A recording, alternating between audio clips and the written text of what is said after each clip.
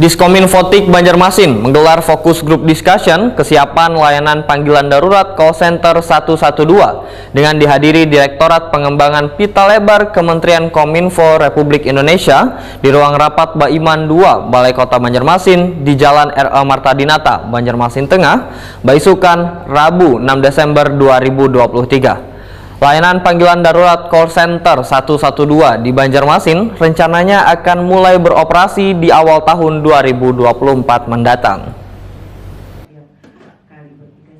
Diskominfotik Banjarmasin menggelar fokus grup discussion kesiapan layanan panggilan darurat call center 112 dengan dihadiri Direktorat Pengembangan Pita Lebar Kementerian Kominfo Republik Indonesia di ruang rapat Baiman 2 Balai Kota Banjarmasin, Jalan R.E. Marta Dinata, Banjarmasin Tengah, Baisukan, Rabu 6 Desember 2023. Kepala Diskominfotik Banjarmasin, Windiasti Kartika menyatakan layanan panggilan darurat call center 112 di Banjarmasin rencananya akan mulai beroperasi di awal tahun 2024 mendatang. Layanan call center 112 yang merupakan layanan kedaruratan ini diharapkan, ujar Windiasti Kartika, bisa membantu warga Banjarmasin karena warga bisa melaporkan segala bentuk permasalahan yang dinilai melanggar hukum maupun ada kejadian atau musibah dengan menekan 112 melalui smartphone.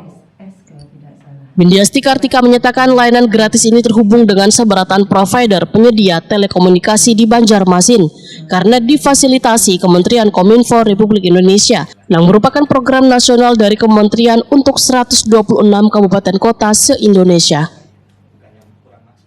Tadi barusan dilaksanakan FGD kesiapan Kota Banjarmasin untuk melaksanakan layanan tunggal call center 112 di Kota Banjarmasin yang rencananya akan mulai kita gunakan di awal tahun 2024. Jadi dengan adanya layanan call center 112 adalah merupakan layanan kedaruratan untuk semua jenis kedaruratan.